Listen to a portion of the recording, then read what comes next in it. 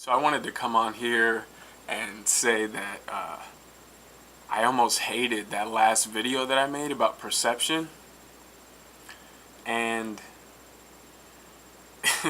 it was just a bad rambling. But to sort of put it into context, um, there's this whole misunderstanding in worldview, perception of what reality is and what life consists of and what life values are, that it makes it difficult on all levels, because on basically all levels things are confused, whether we're talking about scientifically, um, or philosophically or religiously. They're just all of these areas, and I'm trying to relate that it's we can put it together historically as well as scientifically and geometrically, to line up. And just pretty much the purpose of the reason I take the steps to study the material. And I didn't want to make it seem like I rely specifically on books to give me all the information that I come up with, because a lot of it too is you have to step away from the information and sort of understand how you can relate it to what you understand through your perception. And so with that, a major issue is that people are ignorant of their own history. Not even just on an ancient history context, but on where they specifically came from, where you have a bunch of kids who grow up without their parents. And there are so many dynamics. So that's the phone. The to me, most importantly right now, why it's relevant is because there are so many things lining up. Specifically from the perspective of, like metaphysics and science, and these things together are talking about a recapitulation of history and of understanding about perception and about reality and stuff. And this to me is the most important awakening, because everything else is subsequent to that. All the fields of study that we have, that we think categorizes life, all are converging, as well as the understanding that we're more than the sum of our parts. So that goes back to what I was trying to refer to when I said you're more than what you think you are. And like I said, the video that I was watching was inspiring, and so I guess that by inspiring, it means that you just rant a lot. I don't know, because that's when I watched my video. I was like, God, what? Okay, anybody who doesn't know where you're coming from is gonna go, that guy is an idiot. So I just feel like, if you explain yourself a little bit better, then it sort of adds to the perspective. And this is meant to be a sort of collective, cumulative effort anyway, right? So, is there anything else? Okay, so I want to talk about this very specifically. I want to talk about the welfare state real quick, because that's one of the things that's on my mind that has to do with just a lot of heavy problems.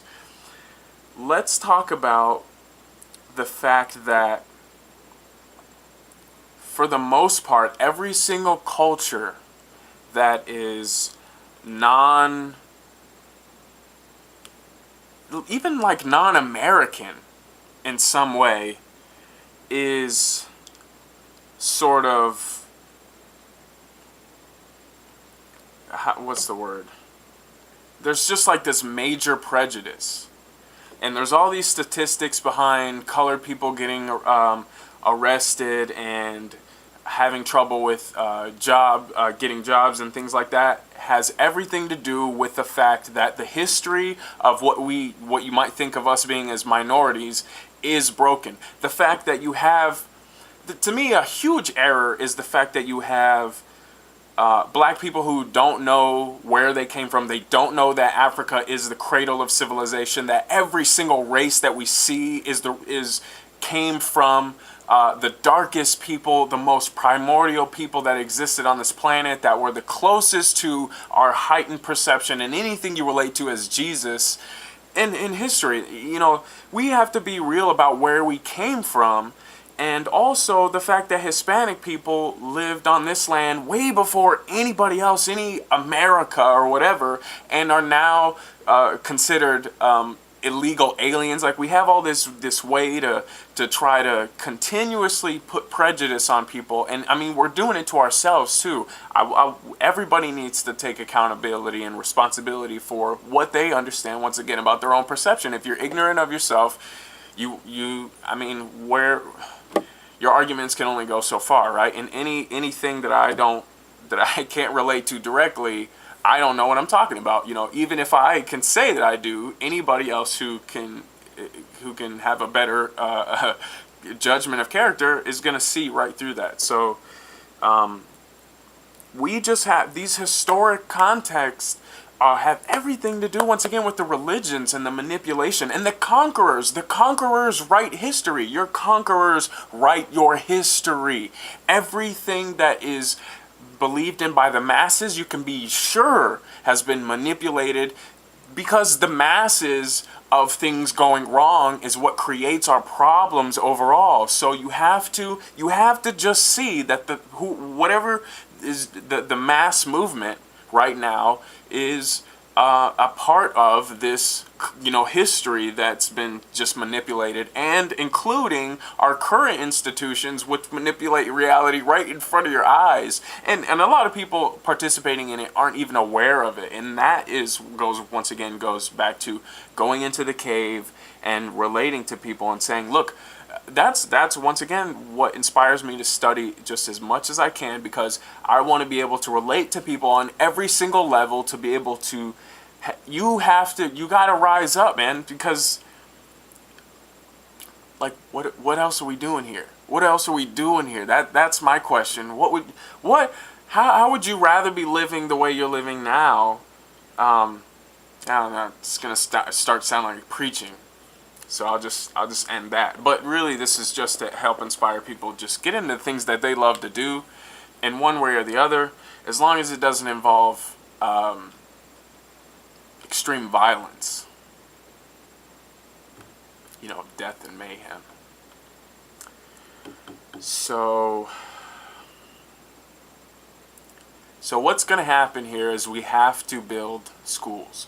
We have to build schools of thought that reconstruct the different fields that we think are relevant to life skills, to the perception of people's inherent value. And this goes into economics, and if you want to consider politics relevant. Because think about what's happening now. Let's try to look at a bigger picture where the internet is overflooded with information, and what we are having a lot of trouble with is discernment. To me, people would say that I have an error of discernment when I say that people used to exist on Mars, but there's so much archaeological evidence of things that used to exist in even just a few thousand, maybe 30,000 years ago, that that are amazing compared to what we can't do now, like those giant mounds that are like laser beam 900-ton things that we can't move. And I mean, once again, there's just so much of it that we pretend is not there. So as far as where we came from, I mean, they're just all the myths are, relate back to that. And we have to consider how incredible life is. I understand the need for skepticism, yes, but it's also just, if you haven't been exposed to it through the internet, then then okay, you shouldn't believe me. You shouldn't believe me. You should go and look for it yourself, or just say, I don't believe in that. Okay, so we'll move on. And the legitimizing of information is pretty much creating institutions, and then you teach it. Whether the institution is you yourself, you constantly be the teacher and the student, but my concern, one of my major concerns, is whether or not people understand the implications of how far this is going to take us. Like, when I picture it, like, let's take the internet. I need to finish that thought. The internet is breaking up. And now that we have cloud computing, which, let me briefly explain, is where you can have a building, and that building will contain your computer's memory bank. And what you do is you just access that memory bank through your computer using Wi-Fi internet, I would say, or maybe a channel box. I haven't seen the physical setup, so I don't know how far or behind they are in it. I just know, companies like Amazon and Google and stuff are buying them up. And to me, a very smart idea is going to be take the valuable information, whoever can do it, pay the most people to do it, programmers, take the most valuable information, including software and how you want this interface to be structured, and make it a brain. Make it a communicable thing where the left hemisphere is doing something right and they exchange. Build your principles on that, which maybe I'm unaware of the technology that's out there, but I don't see that being done because there is so much flood of Google still is the hottest way to search for things, which is becoming smarter. It's being able to tap into what it thinks you want. I'm just afraid that it's like Google is just going to be a part of, like, to me the military complex is just going to take that over. If it hasn't already, like, at the same time that we have these technologies and stuff, the military force and the entire enigma that is trying to obviously encroach on every aspect of everybody's lives. And so that's just simultaneously. So that's why I say school of thought. I mean, education, getting people to be more at ease. We have to change what we think money is. And I mean, once again, if people understand what the implications of that are, it's going to mean, from the perspective of a government, that it's fraud, that we're committing, what's that, what's the word for manipulating currency? I know it's fraud, but it's something else, which I can't think of right now. Probably thought of the word a million times, but right now, no, it's not coming. So, money, currency, and identity.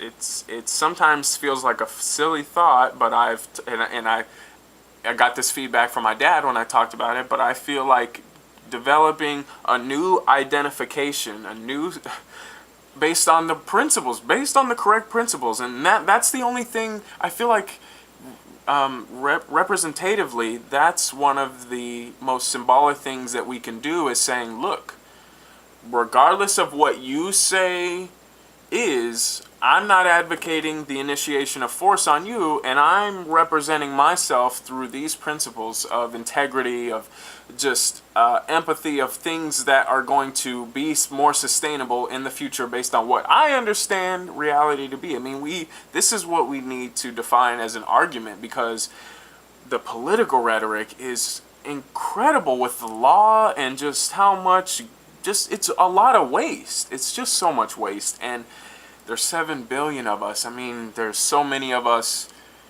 like, we can't afford it. Like, we literally cannot afford it. So you're either thinking of or doing things that are going to lean towards sustainability, or in one way or another, you're being afflicted by the way things are. And I'm not trying to speak as if I'm outside of that, but I am trying to distance myself from cancer. Like, if you see something, okay, you see a cobra, and a cobra in of itself is a beautiful thing, but if you see a cobra standing up with its mouth open, with its teeth pointing, showing you, hey, I'm about to strike you, I don't want to hang out with them anymore. I want to be somewhere else. I want to be somewhere where I understand the value of life. You understand the value of life. We can be friends. We can exchange things. If I don't encroach on you, you don't encroach on me. We can have a party. So that is where life needs to go, because people need to get in that state of awareness and relaxation that is not constantly on the struggle for survival, and that's most definitely my biggest challenge. So that's the whole point of this too, is we all got the same struggles. And so I'm gonna, yeah, I gotta go because I gotta go to work. So hopefully this was a better video than the whatever you want to call that first one. Check you guys later.